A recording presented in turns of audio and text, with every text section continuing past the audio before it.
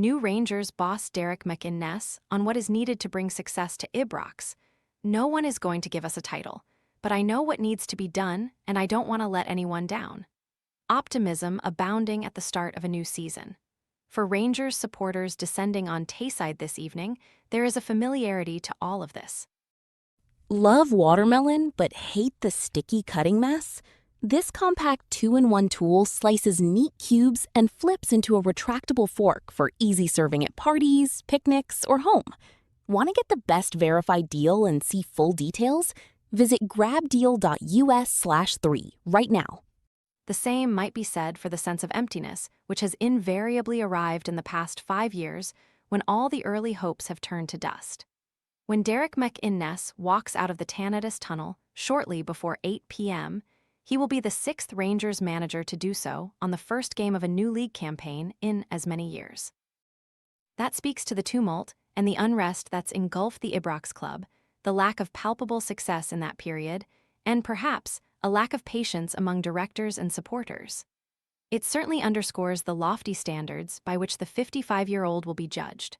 Those who believe that it will be different on his watch point to his work at St Johnstone, Aberdeen, Kilmarnock, and Hearts, where he squeezed every drop out of players. McInnes' 5 years as a Rangers player in the 1990s, his upbringing as a supporter, also give him a head start on many of his predecessors. None of this will be easy for him, but none of it will catch him off guard. New Rangers manager Derek McInnes has urged caution over hopes of instant success. He's wary, however, that his rock-solid credentials for the job make him, in the eyes of so many, the surest of things. The same was said by some of Giovanni van Bronckhorst and Philippe Clement, both title-winning managers at other clubs, when they began a new campaign in Glasgow. Neither man was around to see the next one.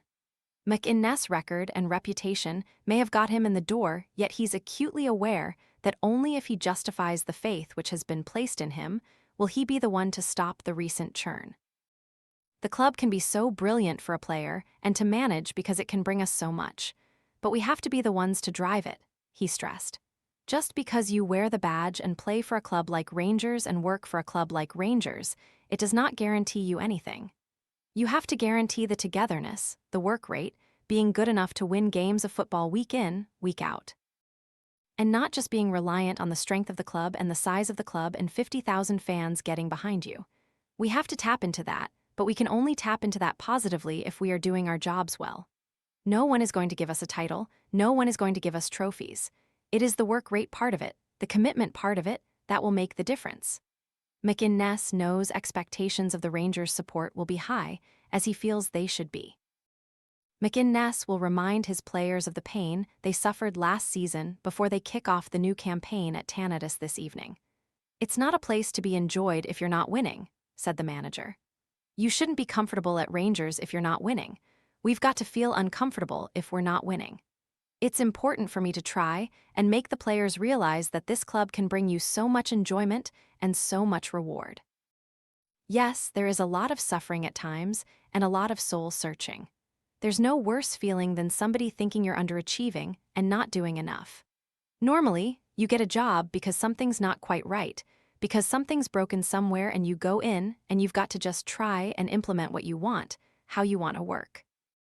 You have to try and galvanize the team, and I do feel on the back of last season that although it's a fresh start, we've still got to remind them that we don't want to have the same feelings that they went through last season. Those fans who haven't forgiven McInnes for turning Rangers down and remaining at Aberdeen in 2017 are now few in number. He had his reasons for doing so, primarily a concern over the way the club back then was functioning. Under American ownership for the past year, he didn't procrastinate when the offer arrived to take him from Hearts. McInnes discusses tactics with winger JD Gassama and has admitted his squad is youthful.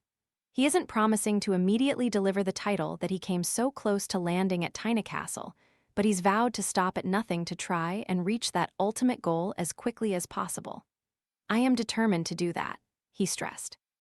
The players and myself have to make sure we give ourselves the chance to be successful.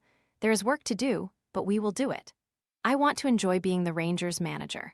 I want my players to enjoy playing for Rangers. We can only enjoy it if we are winning. While it would plainly be preposterous to make sweeping judgments on his newly assembled side, by the time this evening's game has come and gone, the importance of the outcome cannot be overstated. In each of the past 3 seasons, Rangers have failed to win their opening match. Michael Beale, Clement and Russell Martin quickly discovered that playing catch-up is a fateful game in these parts. Despite yesterday adding Olwethu McInnes's name to a squad already bolstered by players including Lawrence Shankland, Cammy Devlin and Dan Neal, McInnes' rebuild remains a work in progress. This fact will not be offered in mitigation by the manager if his side don't get the required outcome. South African defender Olwethu McInnes has become McInnes' latest Ibrox addition. I just think that a lot of teams are not fully equipped at this stage in terms of all the recruitment, he stated. We're still a good bit short in terms of what we want to do, but we've got to look at what we have got rather than what we've not got, and I don't want to make any excuses. Dundee United have got an advantage in that they've played 4 competitive games, and we haven't. I do think that is certainly an advantage, but of course we've got so many more advantages over Dundee United. In terms of the resource to bring in a level of player, it's important that we actually look at what we have got. We are more than capable of going up there and getting a positive result. I'm pleased with the fitness of the team. Obviously, some players are ahead of some others, as is the way of it. But I really want us to make sure that we're ready for the game.